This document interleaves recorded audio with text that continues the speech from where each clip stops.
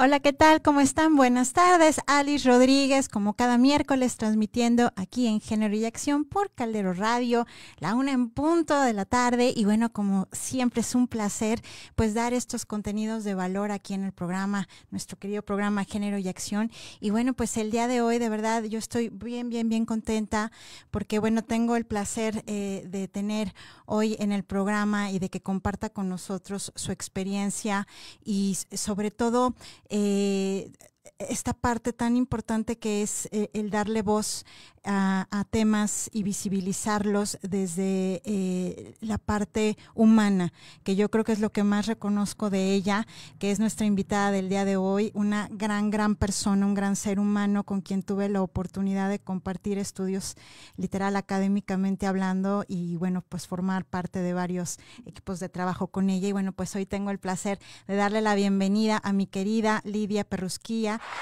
a estar aquí con nosotros. Muchísimas gracias, de verdad. Y bueno, pues me voy a permitir compartir un poquito de su semblanza, que como siempre pues tenemos aquí invitados expertos y que bueno, pues no, esto nos permite dar estos contenidos, ¿no? Lidia Perrusquilla Ortiz es psicóloga clínica en terapia cognitiva conductual, es consejera en VIH en el Centro de Investigación en Enfermedades Infecciosas del INER.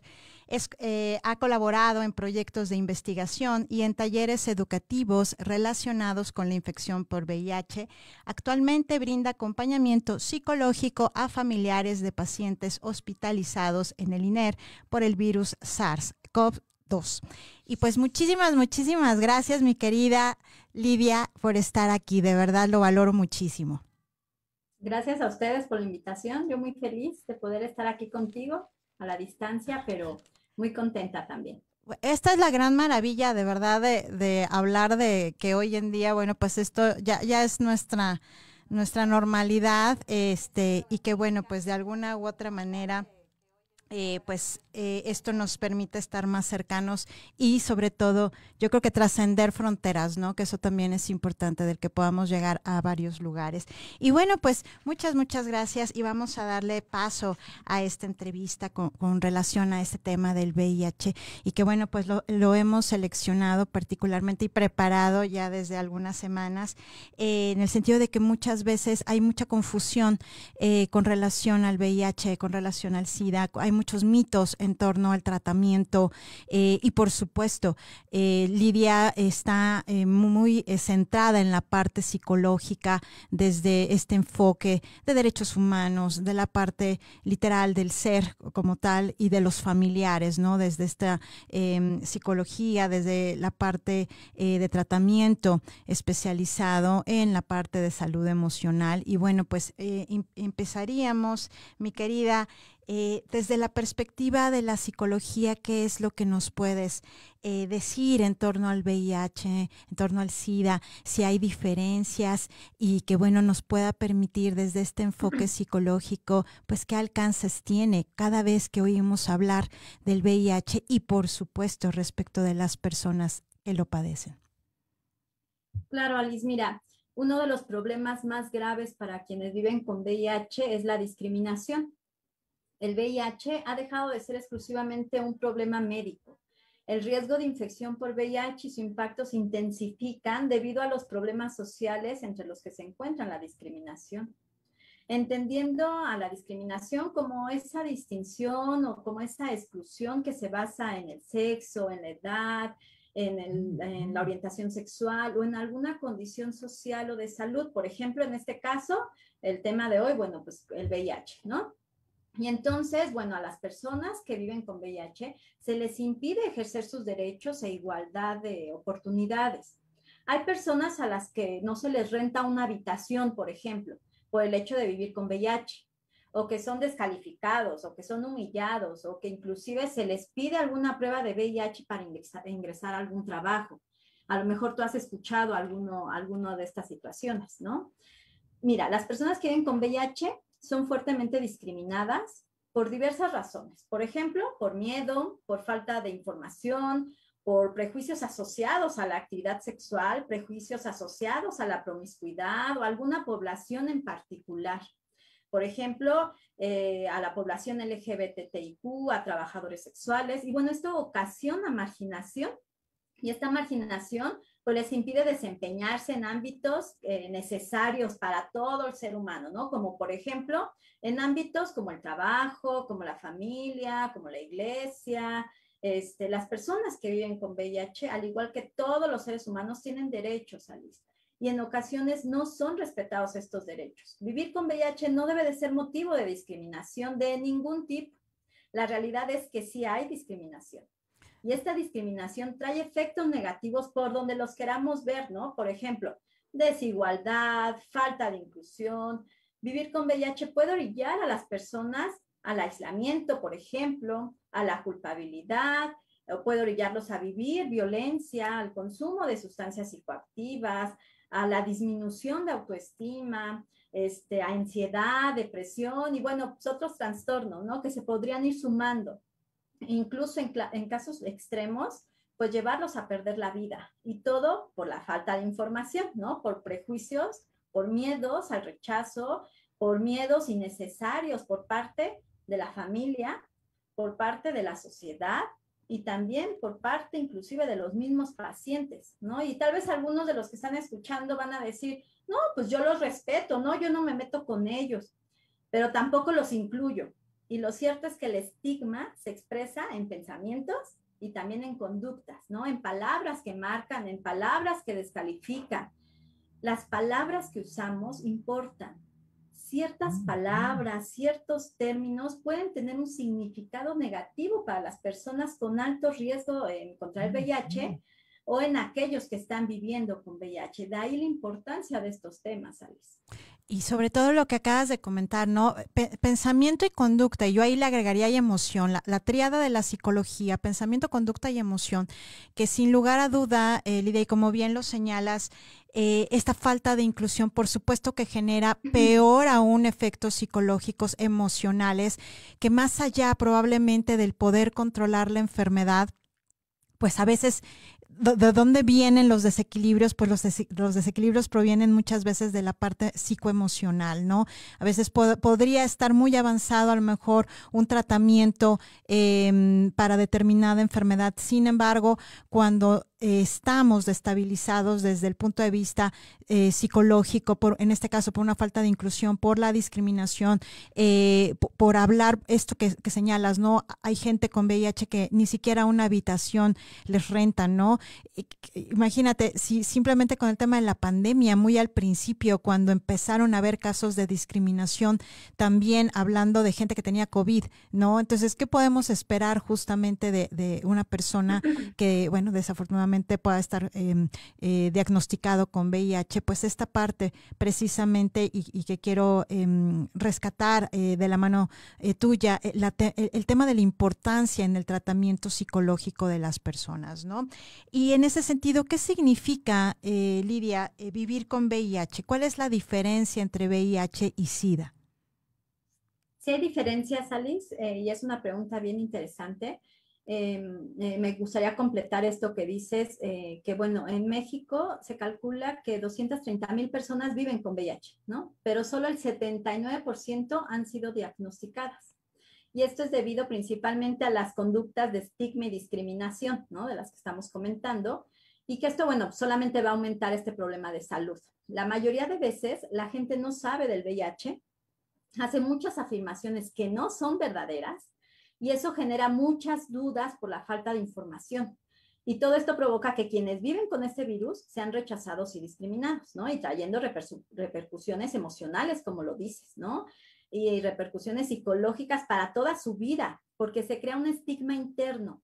¿Qué es esto? Que bueno, esto ocurre cuando una persona acepta las ideas negativas de otras o de la sociedad, por ejemplo, y estos estereotipos acerca del VIH. Y entonces, ¿qué es lo que hacen? Pues los aplican a sí mismos, ¿no? Entonces, la falta de inclusión en estas personas es derivado justo del miedo, del desconocimiento, de prejuicios. Y bueno, entonces, aquí viene muy acorde esta pregunta, ¿no? ¿Qué dices?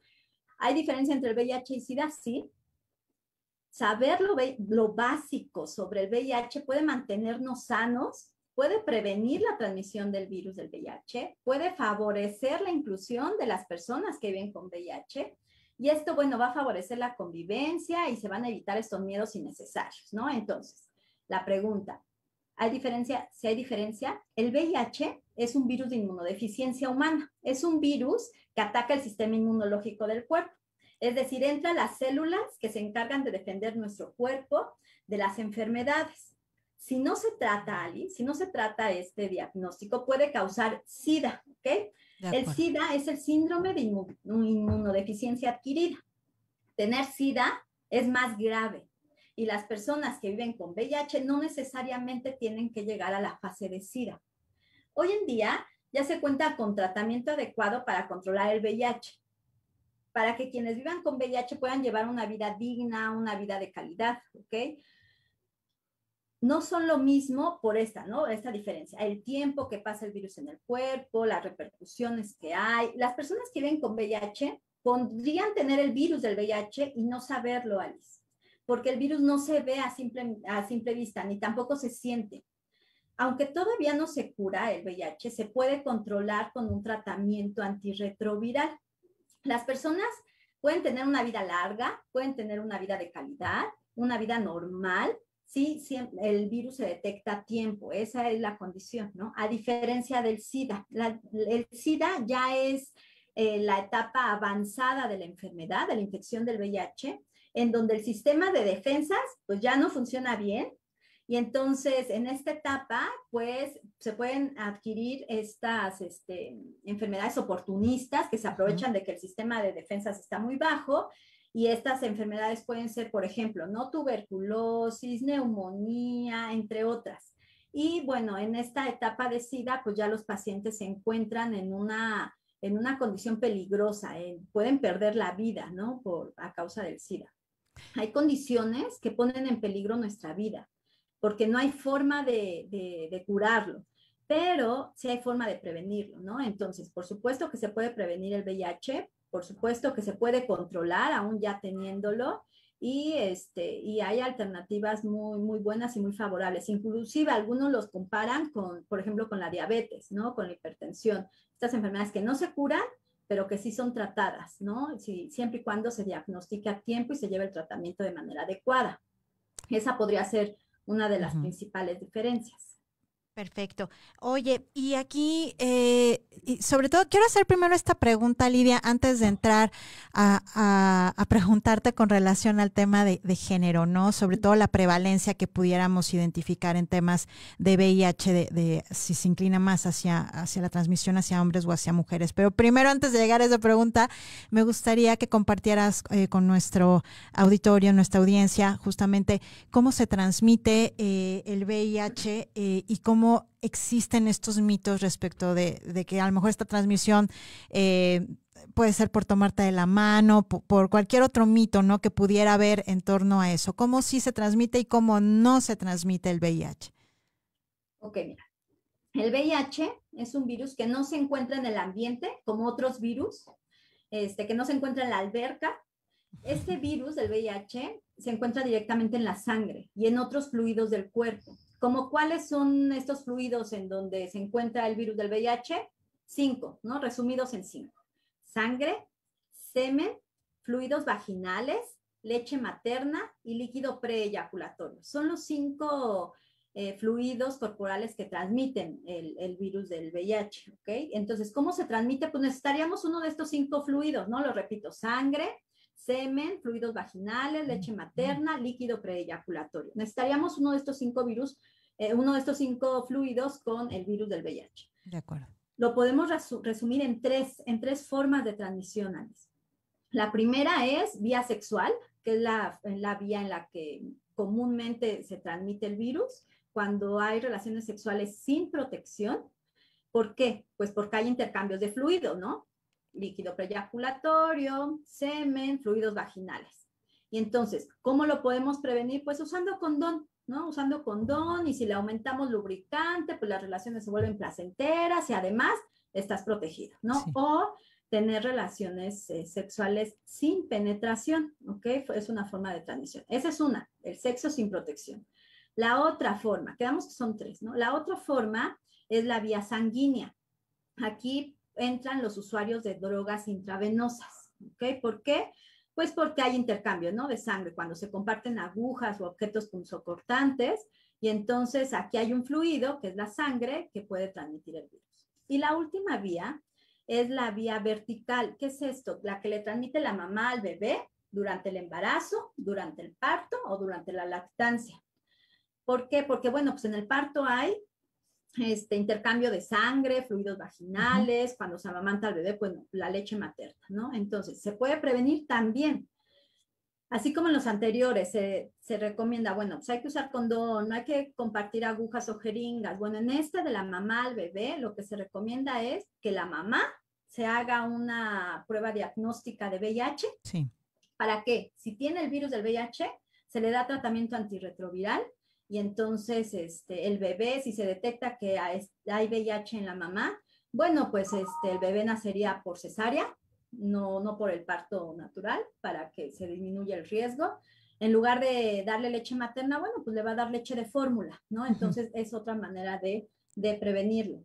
Quedamos que son esos 5 fluidos, Alice. Hay fluidos que no transmiten el virus del VIH, como mencionan, ¿no? ¿Cuáles son los que no transmiten el VIH? La saliva no transmite el VIH. Las lágrimas no transmiten el VIH. El sudor no transmite el VIH. Esos fluidos no transmiten el VIH. Es decir, por dar un beso no se transmite el virus. Por un contacto físico, un abrazo, agarrarnos de la mano, tampoco. Por picaduras de mosquito, tampoco. No se transmite el virus del VIH por compartir la taza del baño, por compartir vasos, por compartir cucharas, por compartir peines. No, así no se transmite el virus. Esos es información falsa. ¿Okay? Tiene que haber estos fluidos y bueno, lo que se me está pasando a decirte es que necesitamos una vía de entrada, ¿no? ¿Cuáles son las vías de entrada? Las que cuando tenemos alguna herida expuesta que no ha cicatrizado o alguna mucosa. ¿Cuáles son las mucosas? Bueno, estas partes del cuerpo que están un poquito húmedas, por ejemplo, la vagina, el ano, los ojos, por ahí puede ingresar el virus del VIH, ¿ok? No se ve a simple vista, se tiene que diagnosticar. ¿Cómo? Pues a través de las pruebas ELISA, ¿no? A través de las pruebas de sangre, es la única manera en la que se puede diagnosticar el virus. Cuando se diagnostica el virus del VIH, bueno, pues se da el tratamiento de manera temprana, aumenta la esperanza de vida y, bueno, pues hay menos riesgo de transmitir el virus. Y quiero aprovechar, me voy a adelantar, normalmente leo los comentarios a la media hora, pero sí quiero retomar uno que nos está haciendo Edilberto Altamirano, porque ahorita, Lidia, con lo que nos estás aclarando en cuestión del cómo sí, cómo no, bueno, me surgen un montón de ideas en torno a la falta de inclusión y a la falta de discriminación, perdón, y a la discriminación con las personas por esta falta de psicoeducación, por esta falta de conocimiento. Y dice Edilberto, un placer el poder ver y escuchar el programa con ustedes. Si algo es cierto es que el desconocimiento de lo que es el VIH y el SIDA hace que la discriminación persista aún después de tantos años de existir y de la información adecuada. Un abrazo a Alice y a Lidia. Y tiene toda la razón, Lidia, y sí me encantaría que nos compartieras antes de pasar a la importancia del tratamiento antirretroviral, porque sí me importa abundar un poco más, porque tiene razón en el sentido de que, bueno, pues es que, ¿qué pasa ahí? Porque pues la información ha existido, pues supongo yo que desde hace bastante tiempo, conforme a las investigaciones y la ciencia ha ido evolucionando. Sin embargo, la discriminación persiste, sin embargo, la falta de inclusión persiste. Yo sí me reconozco como una persona que he aprendido de ti, Lidia, porque pues igual hasta que no tienes a lo mejor a alguien cercano que puede compartirte este tema, pues como que uno pasa por la vida invisibilizando y solamente sabiendo mínimo, ¿no? En torno al tema. Entonces, ahí que pudieras tú apoyarnos respecto de tu experiencia, porque aún y cuando esta información existe y esta ciencia existe, como bien y muy claramente nos la has enseñado ahorita, ¿por qué sigue habiendo esta falta de información y estas conductas discriminatorias? ¿Sabes qué, Alice? Desde mi experiencia, yo lo que he visto tristemente es que esta discriminación aumenta por el miedo. Hay mucho miedo, ¿no? Justo es un círculo vicioso en donde, bueno, el estigma es ocasionado por el miedo y sucesivamente, ¿no? La discriminación aumenta el miedo al VIH y entonces con esto, bueno, pues se vulnera la infección, se obstaculiza detectarla y tratarla oportunamente. La discriminación favorece el autoestigma y dificulta que las personas se perciban como sujetos de derechos. Y todo es por el miedo, por la desinformación, porque mucha gente opina, ¿no? Mucha gente opina sin saberlo. Es un tema que, como bien dicen, ¿no? La investigación va avanzando y avanzando. En donde yo estoy es un centro de investigación, ¿no? En donde hay muchísimo trabajo porque pues todos los días se investigan. México, al igual que otros países, pues por ejemplo, están contribuyendo a esta información de la vacuna y bueno, la información hay que irnos actualizando, Alice, porque pues justo todas las personas que tenemos una vida sexual activa estamos en riesgo. Exacto. O sea, no es propio de una comunidad de que, ay, bueno, es los hombres que tienen sexo con hombres o solamente para los migrantes. No, lo cierto es que todos estamos en riesgo y de ahí la importancia de este tema, Alice, lo cual te felicito a ti, a la estación, porque bueno, es un tema importante que a lo mejor todos hemos escuchado, pero que pues es importante que todos nos sensibilicemos porque todos estamos en riesgo, ¿no? Eso es cierto. No, total, no, y es bien cierto, porque efectivamente pareciera que el estigma, y como bien lo señalas, el autoestigma, toda esta repercusión psicológica que genera, más la desinformación, más el típico, hasta que no lo tienes cercano, uno no se hace consciente. Aún y cuando es bien cierto, todos estamos expuestos, todas estamos expuestas. ¿Por qué? Porque esta mala información es de que pues solamente pasa o es mucho más común en parte de la comunidad del LGBTI+, y lo cierto es que no necesariamente, como ya bien lo expusiste, ¿no? Y nos falta hacer definitivamente mucha conciencia, empezando por estos mitos, pero también empezando por nosotros mismos en darle el valor a esta información y que bueno, pues sepamos que lejos de que sea un sinónimo de muerte, pues es un sinónimo más bien de ser conscientes, de actuar y bueno, pues de saber, como bien nos ha señalado, justamente que no se traduce en un tema mortal, identificado, tratado y bueno, estas diferencias entre VIH y SIDA. Y ahora sí, regresándome un poco, ¿por qué es tan importante, Lidia, el tratamiento antirretroviral, como lo has mencionado? Y bueno, pues precisamente con ese ánimo de generar conciencia de que el hecho de tener el virus pues no significa que nos vayamos a morir o que vayamos a tener un fatídico final. Una persona que vive con VIH y tratamiento antirretroviral es sinónimo de salud, de calidad de vida. Hay pacientes que se toman su tratamiento antirretroviral de manera periódica, siguiendo las indicaciones de los médicos, no lo han dejado y demás, y bueno, se ven súper bien, ¿no? Se ven súper saludables. Es decir, una persona que vive con VIH y tratamiento es sinónimo de salud. Una persona que vive con VIH sin tratamiento es sinónimo de SIDA. Aquí podemos encontrar otra diferencia, sí, ¿no? El tratamiento antirretroviral permite que el sistema de defensa se recupere. Esto es con el tiempo, no es de un momento a otro, pero sí con el tiempo se va recuperando, el paciente va mejorando su salud.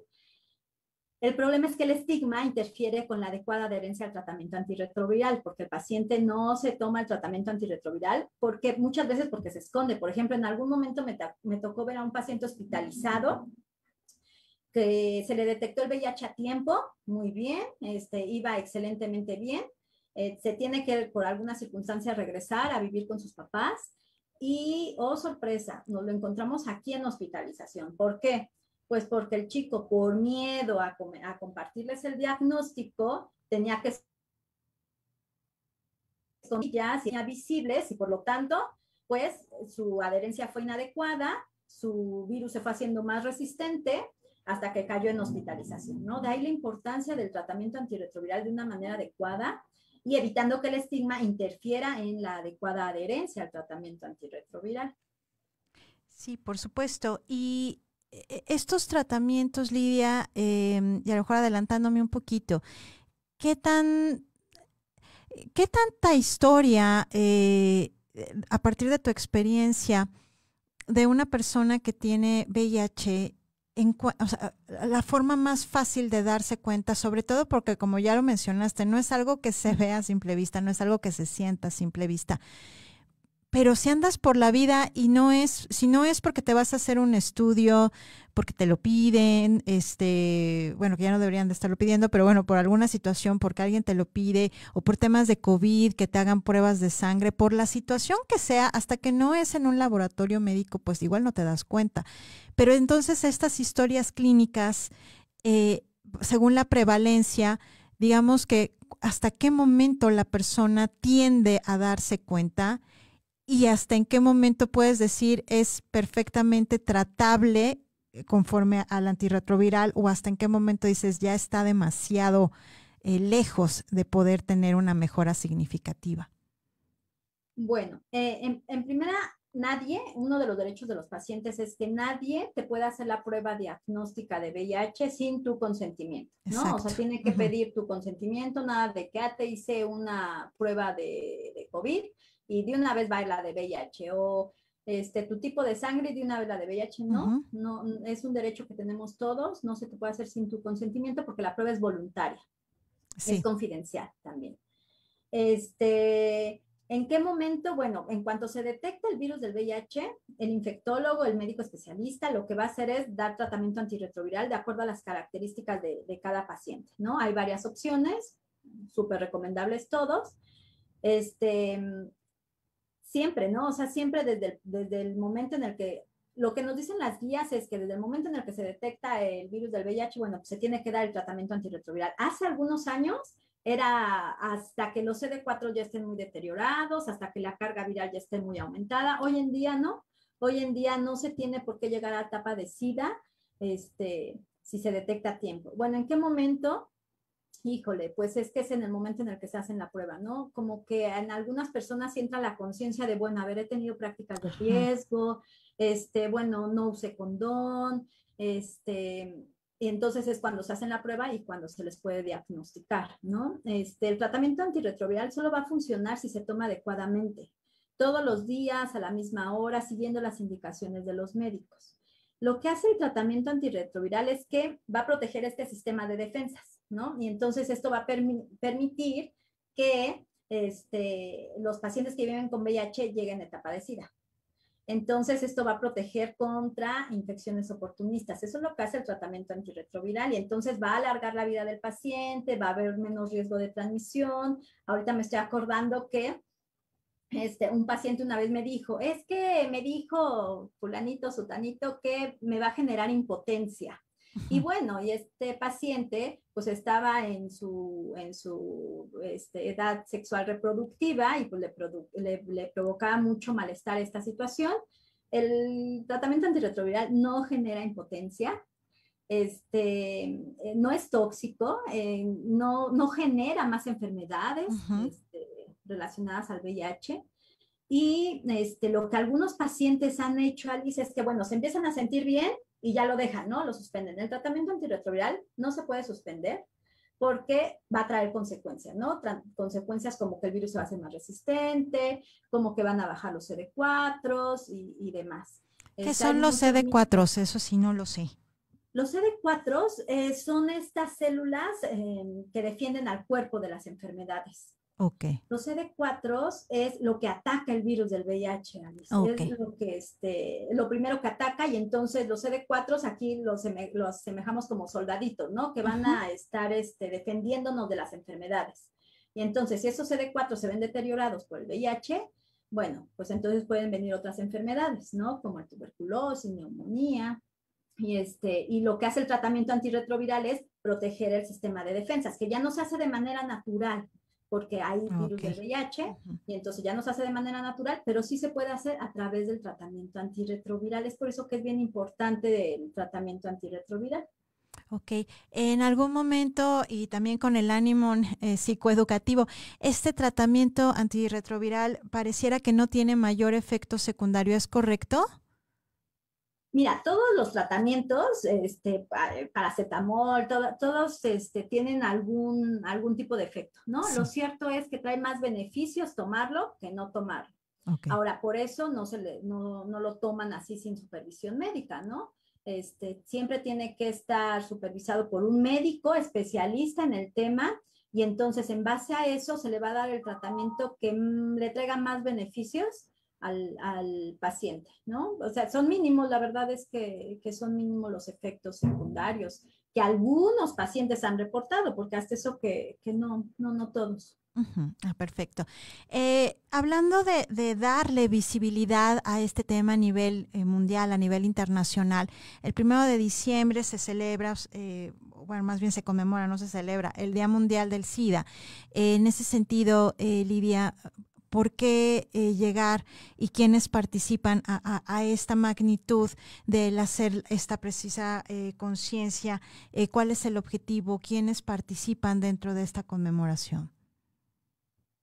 El objetivo de los días mundiales es sensibilizar y concienciar sobre algún problema de salud que requiere atención, ¿no? Por parte de los gobiernos, de los estados y de la comunidad para ayudar a tomar acciones que puedan ayudar a hacer frente, ¿no? Y entonces, las agencias de las Naciones Unidas, los gobiernos y la sociedad civil se reúnen cada año a nivel mundial para luchar en determinadas áreas relacionadas con el SIDA. Esto es desde 1988 que se han hecho importantes progresos en la respuesta al VIH. Sin embargo, aún queda mucho camino por recorrer, ¿no? Hasta hoy en día, aproximadamente 38 millones de personas en el mundo viven con VIH. Desafortunadamente, numerosos obstáculos se han estado presentando, ¿no? Y entonces esto ha dificultado la respuesta a la infección por VIH. Por ejemplo, el estigma y, por ejemplo, la discriminación, ¿no? Que creo que no nos vamos a cansar de decirlo en el programa. No, para ¿Quiénes nada. participan? ¿Quiénes participan aquí? Pues lo ideal es que fuéramos todos, ¿no? Independientemente de la profesión, del trabajo, de la edad, todos podemos sumar esfuerzos para que podamos darle importancia a este tema, ¿no? Para poder continuar con estos esfuerzos y hacer frente a este problema de salud. Es realmente un problema grave de salud, ¿no? No olvidemos que la salud es un derecho para todos los seres humanos y tendría que ser una prioridad. Es por eso que desde el lugar en donde estemos, yo creo que todo el mundo, todos nos podemos unir, apoyar a las personas que viven con VIH. Podemos informarnos de manera adecuada de este diagnóstico, podemos hacernos la prueba de VIH, donde en muchos lugares es gratuita, ¿no? Entonces, todos podríamos participar en realidad. De acuerdo. Y una pregunta, Lidia, que no sé si lo tengas ahí a la mano y demás, o si nos pudieras ahondar la información. Sí quisiera que habláramos de lo que comentaba muy al inicio, de esta prevalencia entre hombres y mujeres, quienes tienen más riesgo ya sé que todos tenemos riesgo, pero quienes por prevalencia tienen más riesgo a ser sujetos de este contagio, y sobre todo si tenemos identificado estos esquemas, a lo mejor en materia de salud, a seguir. Es decir, una vez identificada esta prevalencia, ¿qué es lo que se está haciendo desde, en este caso, el INER, para poder también generar esa conciencia para efecto de disminuir esa prevalencia? Pues mira, así como algún tipo de población, a lo mejor me escucharía un poquito discriminatoria, ¿no? Pero bueno, vamos a señalarlo así. Hay 3 formas en que se transmite el virus, ¿no? Lo que decíamos hace ratito. Vía sexual, vía sanguínea y de la mamá al bebé. De estas 3 formas de transmisión, la que tiene mayor prevalencia o donde hay mayor riesgo de transmisión del virus es la vía sexual. ¿Okay? Y entonces, en la vía sexual es cuando no se usa condón. Dentro de la vía sexual podemos catalogar las relaciones sexuales por 3 vías, ¿no? Vía sexo anal, sexo vaginal y sexo oral. De estas 3, ¿cuál tiene mayor riesgo? Tal y como las comenté. El sexo anal son los que tienen mayor riesgo. ¿Por qué? Porque pues el ano no lubrica por sí solo y entonces se crean heridas al tener fricción, heridas en donde puede ingresar el virus, ¿no? De acuerdo. Entonces, De las tres vías sexuales, anal, vaginal y oral, las personas que tienen relaciones sexuales por vía anal son las que tienen mayor riesgo de transmisión. Quien es receptivo es dentro de la vía anal, quien es receptivo es el que tiene mayor riesgo todavía, ¿no? Okay. El que recibe. Después está la vía vaginal y después el sexo oral. El sexo oral no queda descartado, pero de las tres es la que tiene menor riesgo. De acuerdo. Ahora, si no hay un condón de por medio y hay que elegir para disminuir el riesgo, bueno, pues se tendría que elegir preferentemente el sexo oral, ¿no? Para que pues se disminuya el riesgo de transmisión, ¿no? Entonces, no es una población como tal que tenga mayor prevalencia, pero sí las personas que practican sexo anal y las que son receptivas, las que tienen mayor prevalencia, mayor riesgo de transmitir el virus, pero sobre todo de recibirlo, ¿no? Ok, perfectísimo. Correcto. ¿Qué propuestas tendrías tú también, Lidia, respecto de mecanismos para la inclusión de personas con VIH? Pues yo creo que podemos elaborar estrategias, ¿no? Elaborar estrategias desde nuestro ámbito, ¿no? Desde donde estemos, estrategias socioeducativas, estrategias culturales que hagan frente al estigma, que hagan frente al silencio y a la negación de la realidad. Si hoy en día enseñamos, por ejemplo, un ejemplo, si hoy en día enseñamos a los niños a aceptar la diversidad como algo habitual, créeme que no sería necesario hablar de inclusión, ¿no? Claro. Sino de convivencia, de la adecuada convivencia, ¿no? De la sana convivencia.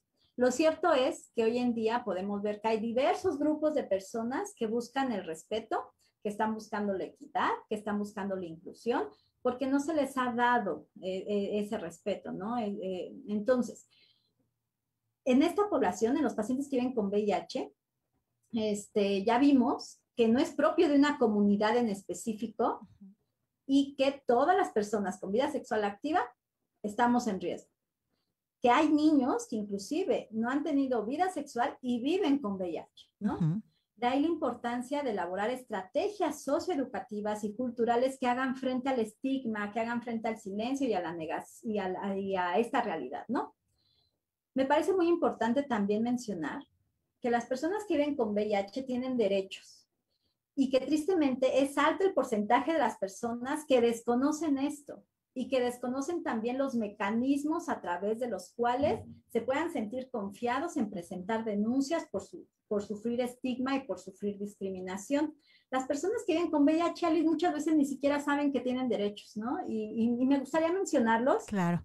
Me gustaría mencionar los derechos. Los voy a resumir, ¿no? Y esto lo pueden encontrar en la página del CNDH, en donde pueden encontrar sus derechos en específico, centrados en ellos. Bueno, como cualquier otra persona, deben disfrutar de todos los derechos humanos. No deben de sufrir discriminación de ningún tipo. Nadie los puede obligar a realizarse la prueba diagnóstica de VIH, ni a decir que viven con el virus del VIH, ¿ok? Porque la prueba es voluntaria. Si la persona decide hacerse la prueba, tiene derecho a recibir toda la información necesaria y a que sus resultados no los den a conocer a todo el público, ¿no? Ya sean positivos o negativos, a nada que los peguen ahí afuera del consultorio para ver cómo salieron. No, o sea, tienen derecho a la confidencialidad, tienen derecho a recibir consejería antes y después de la prueba. O sea, antes de que una persona se haga la prueba, tiene derecho a recibir una consejería y después de la prueba. En dado caso que salga negativo, bueno, ayudarle al paciente a desarrollar estas estrategias para continuar negativo. En dado caso que salga positivo, pues no es nada más dejarlo y ya, bueno, pues qué lástima, tienes VIH. No, o sea, se trata como que se les brinde esta información necesaria para poder ser atendidos de manera oportuna, ¿no? Y de manera adecuada, y también de recibir apoyo psicológico para que pues pueda ayudar a adaptarse a la situación. La prueba de VIH no debe de ser requisito para recibir atención médica, ese es otro derecho, ¿no? La prueba de VIH no tiene que ser requisito para obtener empleo, para casarse o para tener accesos a servicios o a la educación, por ejemplo, ¿no? En el caso de los niños. o de los adultos también. Sí. Y otro derecho es que vivir con VIH no debe de ser motivo de despido del trabajo o de expulsión de la escuela, y mucho menos un impedimento para viajar. Tampoco debe de ser causa de detención o de aislamiento. Las personas que viven con VIH tienen derecho a reunirse libremente, tienen derecho a recibir servicios de salud de calidad con un trato amable, tienen derecho a recibir información, a información clara, actualizada en relación con el VIH, tienen derecho a recibir el tratamiento médico gratuito, ¿ok? El tratamiento está al alcance de todos, en toda la República, tienen derecho a recibirlo. Tienen derecho a que todas las instituciones de salud les proporcionen información completa sobre los tratamientos que pueden tomar, así como los riesgos, como las consecuencias o las alternativas de dichos tratamientos. También tienen derecho a recibir servicios de asistencia médica y social para mejorar la calidad y el tiempo de vida. Tienen derecho a conocer los procedimientos de las instituciones de salud para poder presentar una queja o una sugerencia en caso de que sean violados sus derechos humanos. En el caso de las madres o padres de familia, tienen derecho a estar con sus hijos, y los hijos tienen derecho a estar con sus padres. Y en caso de que los padres no se puedan hacer cargo, no se puedan hacer responsables de sus hijos, los padres tienen derecho a designar a la persona que ellos deseen para que los cuiden y a contar con la protección de las instituciones que ayudan para este fin. Y algo muy importante, ¿no? Las personas que viven con VIH tienen derecho a una muerte y a servicios funerarios dignos, ¿ok? Nada de que hay muchos Exacto. comentarios, ¿no? Hay un grupo de apoyo en donde los pacientes mismos nos decían, no, pues es que me dicen el sidoso, me dicen el virulento, todo eso es estigma, es discriminación, y los pacientes tienen derecho, y es una obligación de los pacientes también conocer estos derechos, ¿no? Conocerlos para hacerlos valer también. Precisamente, y ahorita en torno a lo que acabas de decir viene la siguiente pregunta, no sin antes agradecerle a Iván Sáenz que nos manda saludos, y a B Michelle que también nos manda por acá saludos. Muchísimas gracias. Y precisamente, a lo mejor aquí sí quiero hacer un breve paréntesis, Lidia, con relación a los niños, a las infancias, que es desafortunado también el que, bueno, pues puedan tener este diagnóstico. Entendemos que ellos, la gran mayoría, si es así, Lidia, son hijos nacidos digamos, por el canal de parto, que se han infectado porque no se detectó a tiempo el tema del VIH, o ¿cuáles nuevamente las principales razones por las que las infancias pues son portadoras del virus, y sobre todo el tratamiento hacia los niños? Igual, ¿desde qué momento se les empieza a dar tratamiento? Fíjate, Alice, que no, los niños no es mi área, desconozco el dato, pero es una de las formas, ¿no? Porque la mamá no lo detectó a tiempo, o lo detectó y por miedo, al estigma, la discriminación, no lo comentó, no lo dijo, y entonces hubo un parto natural, ¿no? Y entonces no se hizo cesárea, no hubo un tratamiento antirretroviral de por medio, a lo mejor ya hasta lo amamantó, y bueno, pues ahí se pudo transmitir el virus, ¿no? Sí. Los niños también tienen derechos, esto que se mencionaba, pero sí desconozco en qué momento se les da el tratamiento antirretroviral. La verdad no conozco. Sí. Yo creo que esa información se puede encontrar en las páginas de Censida, en la clínica Condés especializada, o en donde sí se ven a niños, ¿no? En donde se atienden a niños, por ejemplo, en los Capacits que están en los estados, ahí. Aquí se procesan las muestras de niños, pero la verdad es que no, desconozco en el tema de los niños. Perfecto, no pasa nada. ¿Qué debe de hacer una persona, Lidia, que vive con VIH ante una posible conducta de discriminación? ¿A dónde tendrían que ir? ¿Qué es lo que tendrían que hacer? Si en algún momento las personas que viven con VIH se han sentido maltratados, se han sentido discriminados, se han sentido humillados, hay que acudir a presentar una queja, ¿no? A la CNDH, puede ser. Ahí te van a escuchar, te van a atender, van a resolver tus dudas, pero sobre todo les van a ayudar a hacer valer sus derechos. Esa es la opción 1, ¿no? La Comisión Nacional de los Derechos Humanos. La opción 2 es que en caso de ser víctima de algún acto de estigma y discriminación, pues es necesario presentar una queja ante CONAPRED, que es el Consejo Nacional para Prevenir la Discriminación. Es un organismo del Estado mexicano que contribuye a la inclusión social y pues ayudan a garantizar el derecho a la igualdad, ¿no? Esta queja se puede hacer a través de correo electrónico, a través de vía telefónica o a través de la página web.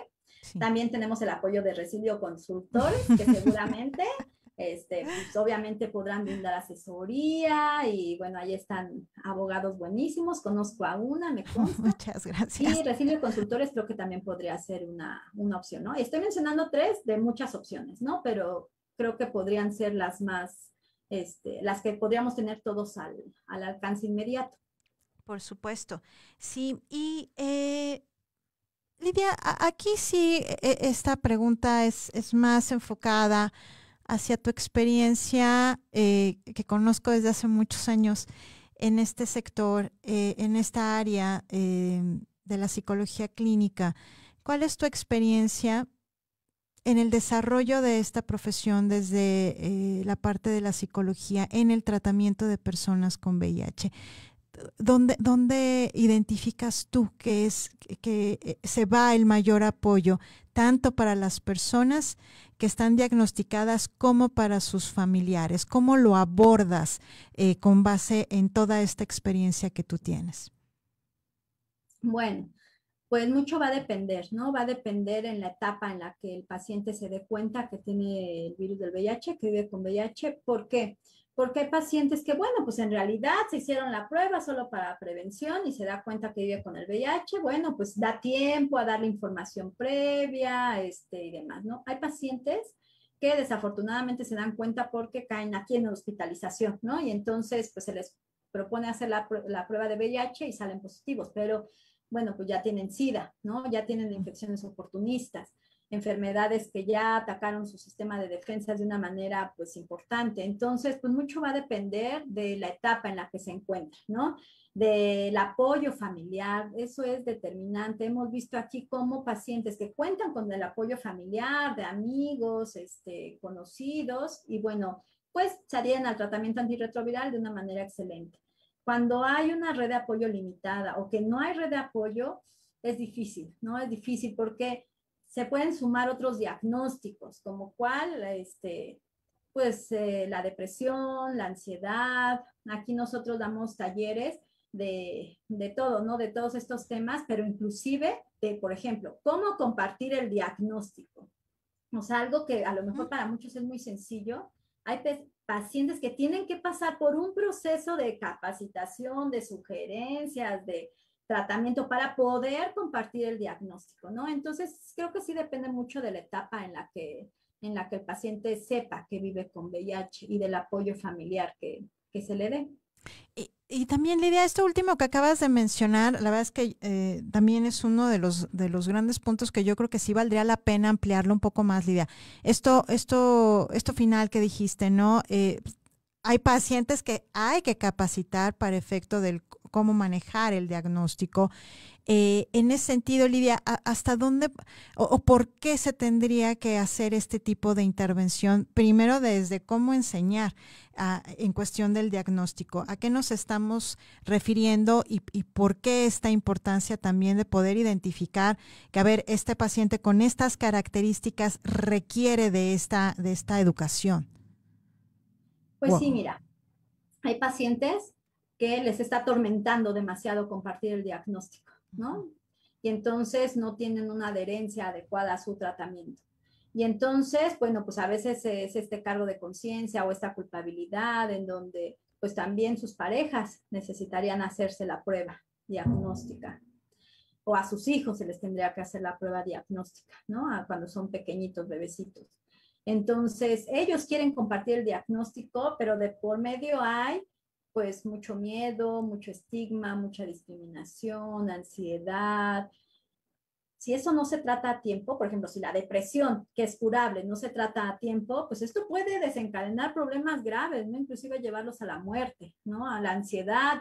Si no se controla a tiempo, bueno, pues también los puede llevar a consumos de sustancias, a problemas graves de salud, ¿no? Generando otros trastornos. Entonces, hay pacientes que les está atormentando demasiado compartir el diagnóstico, ¿no? Y entonces no que sí requieren compartirlo, pero no saben cómo, ¿no? Entonces es ahí donde, bueno, se les da un apoyo para que puedan ir desarrollando estrategias, básicamente estrategias cognitivo-conductuales que los lleve a compartir el diagnóstico y a afrontar las consecuencias de ese diagnóstico, ¿no? Por ejemplo, hay pacientes que comparten el diagnóstico y les va súper bien y además se hacen activistas y además apoyan a otros y toda la familia se une y bueno, un final bonito, feliz, ¿no? Pero hay desenlaces que no son así.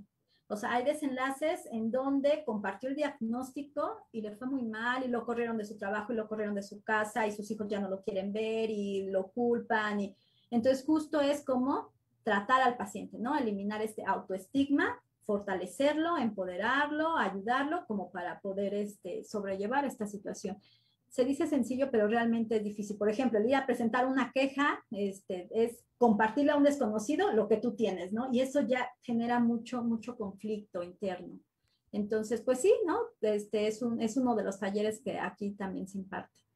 Y es que qué complejo, Lidia, Sí. literal, sigo creyendo muchas, y no solamente en VIH, o sea, el tema es porque está muy estigmatizado, pero otro tipo de enfermedades, como puede ser el cáncer en específico, también importa, Lidia, el cómo se lo dices, empezando por el sector salud, ¿me explicó?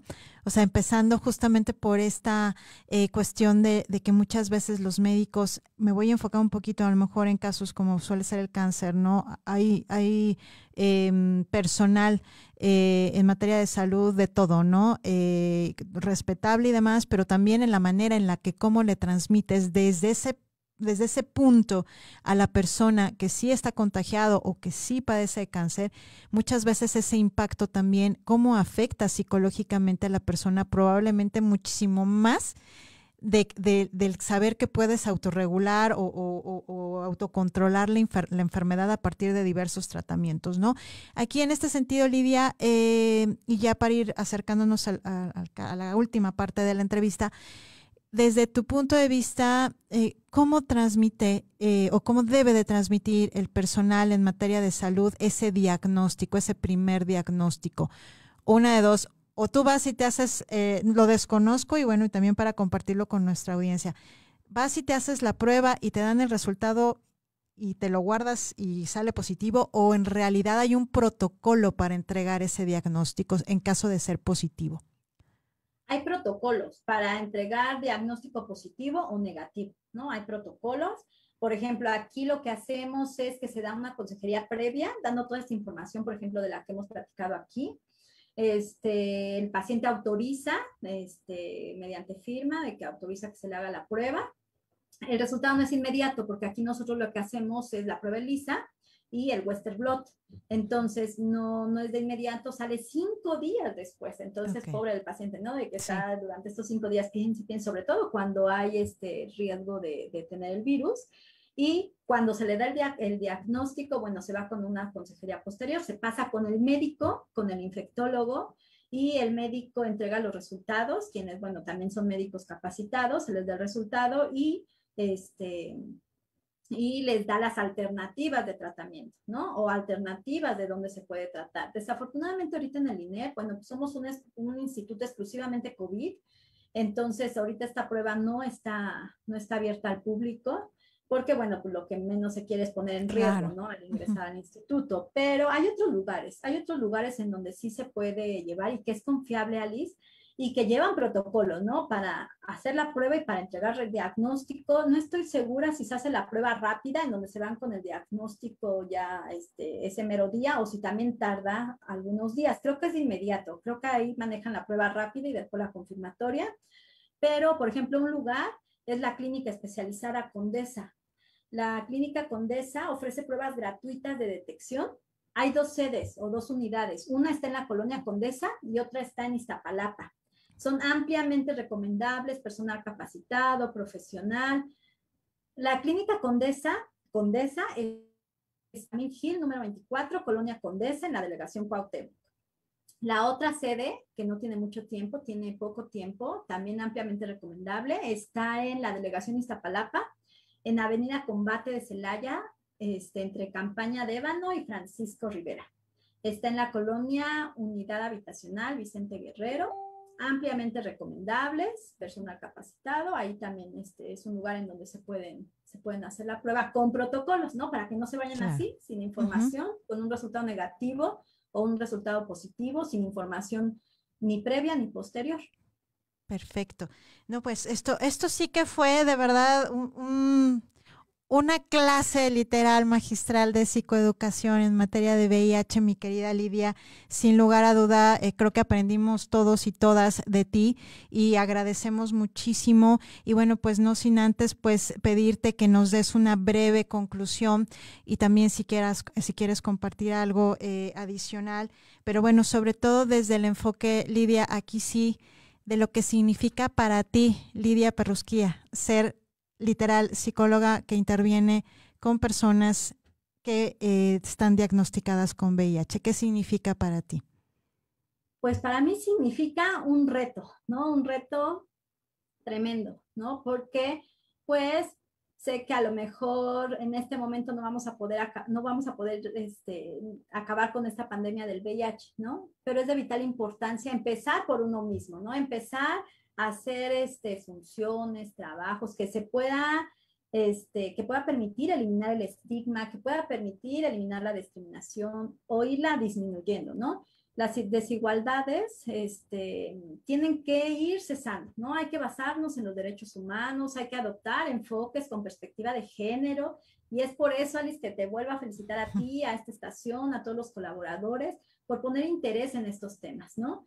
Si alguien de los que esté escuchando vive con VIH, déjenme decirles que nadie tiene el derecho a discriminarlos, nadie tiene derecho a rechazarlos, y mucho menos en instituciones públicas o privadas. El VIH es prevenible, ¿no? Una manera es el uso de condón. Los condones son la barrera física por excelencia para evitar adquirir una infección de transmisión sexual, ya sea VIH, sífilis, gonorrea, hepatitis, entre otras. Y bueno, la otra forma es haciéndose la prueba diagnóstica de VIH de manera voluntaria. Creo que deberíamos de normalizar la realización de la prueba. Y también me gustaría comentarles que les di los datos de la Clínica Condesa para los que están en la Ciudad de México, ¿no? Sí. Pero también están los Capacits que están en los estados, el Capacit Nezahualcóyotl, Chalco, Tlalnepantla, Toluca. Por lo regular en todos los estados hay Capacits. También es un lugar donde pueden pedir información. Aquí en el CIENI, en el CIENI estamos dando estos talleres de manera virtual, no tienen ningún costo, están al alcance de todos. Nos encuentran en YouTube como Contacto CIENI, en donde se dan talleres, donde se dan pláticas, además se les da constancia si ustedes toman el taller en vivo o unos días después. Son ampliamente recomendables. Va a venir esta información que les estoy dando. Hoy se dio uno de cuidadores. Perfecto. En donde el personal de enfermería dio esta capacitación para cuidadores de pacientes con VIH. Se han dado de nutrición, se han dado de generalidades de VIH, depresión, ansiedad, consumo de sustancias. Hay uno también de sexualidad, en donde ahí mis compañeros pusieron videitos de cómo poner de manera adecuada un condón, el condón para hombres, para mujeres, y creo que también podría ser una opción. Estamos como Contacto CIENI en YouTube, y en Facebook estamos como Centro de Investigación en Enfermedades Infecciosas, y creo que ya con eso se van con información suficiente para poder... Maravilloso, querida.